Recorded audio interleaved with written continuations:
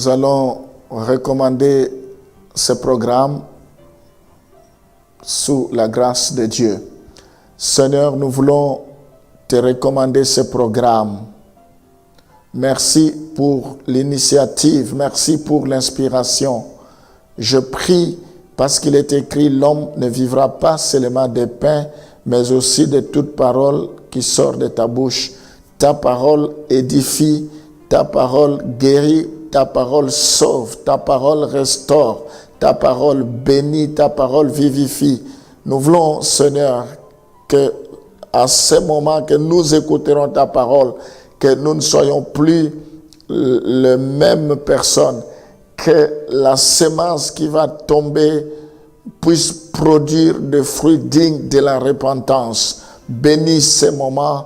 En même temps, nous profitons pour te recommander toute la journée que le chemin soit balisé, que tout soit aplani. Nous voulons que toi, tu puisses te glorifier au travers de nous, que nous soyons des instruments efficaces que tu vas utiliser, Seigneur. Dans le nom de Jésus, nous t'avons ainsi prié. Bénis cette parole que nous allons écouter. Amen. 2 Corinthiens chapitre 4, le verset 18. 2 Corinthiens chapitre 4, le verset 18.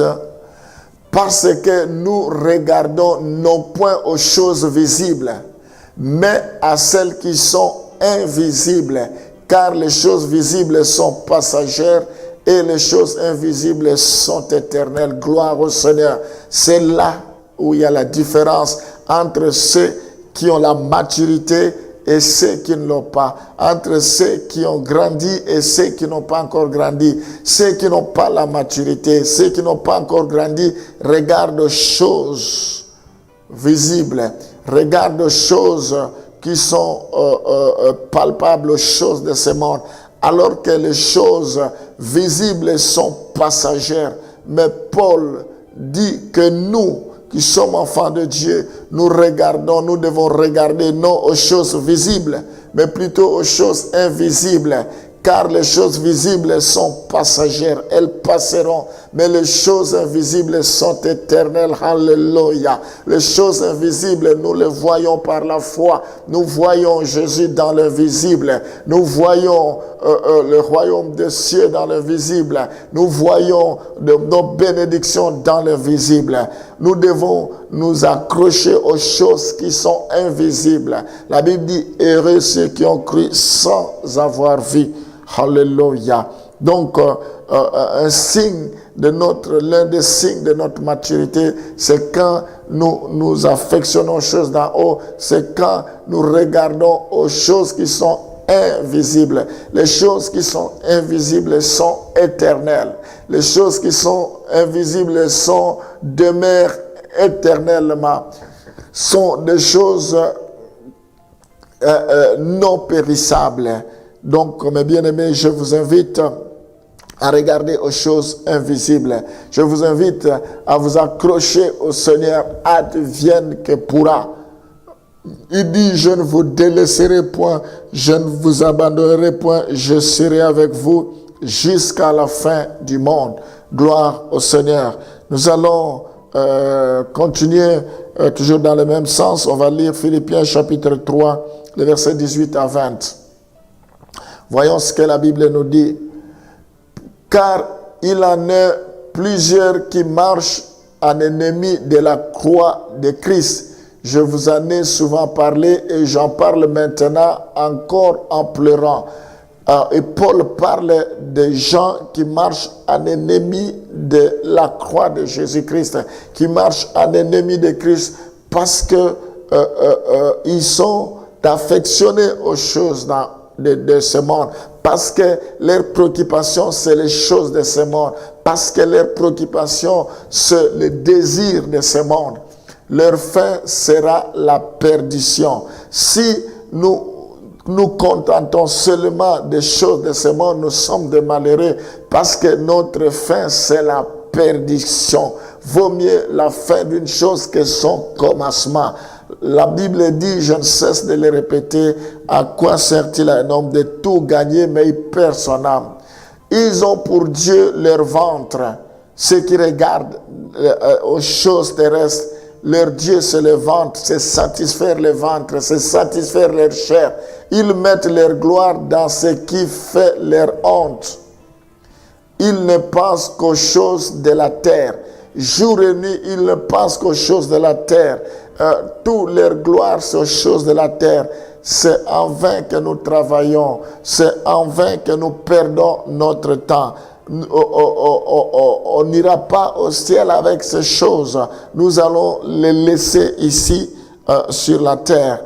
Donc, il est important que nous puissions chercher d'abord les choses d'en haut. Nous devons nous détacher de tout ce qui est des choses terrestres, des choses éphémères, des choses provisoires. C'est vrai, étant dans ce monde, nous avons besoin d'un minimum, nous avons besoin d'un confort, mais il ne faut pas que cela puisse nous distraire.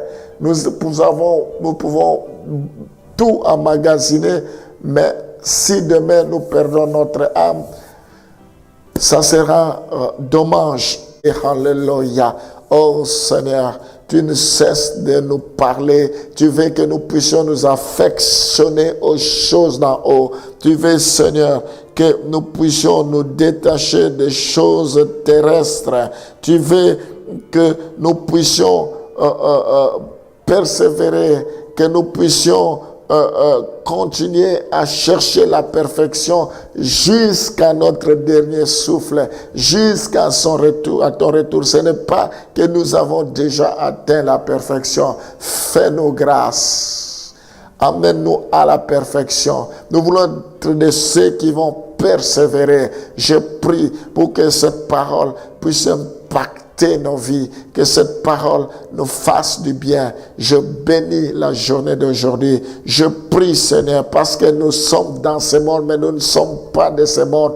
Protège-nous, Seigneur, tout en étant de ce monde, tout en étant dans ce monde. Ne nous induis pas à la tentation. Que tu éloignes tous les plans, les projets, les manœuvres de l'ennemi contre nos vies. Au nom de Jésus. Je bénis chacun de tes enfants parce que nous avons ta sémence en nous. Nous allons croître, nous allons grandir, nous allons nous épanouir. Que nos cœurs soient attachés à toi. Quelle que soit la tempête, quel que soit le torrent, la maison qui est bâtie sur les rocs, cette maison ne s'écroulera jamais. Je déclare que nos vies sont bâties sur toi. Je déclare que c'est toi qui es la pierre angulaire. Oh Seigneur, nous voulons fonder nos vies sur toi. Protège chacun d'entre nous. Protège tes enfants. Protège ton Église éternelle. Au nom de Jésus, je te recommande tous ceux qui m'écoutent à ce moment. S'ils ont un problème particulier, toi tu sondes le cœur et les reins.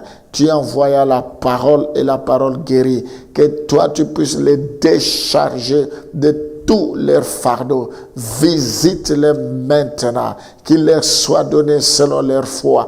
Au nom de Jésus. Nous t'avons ainsi prié. Amen.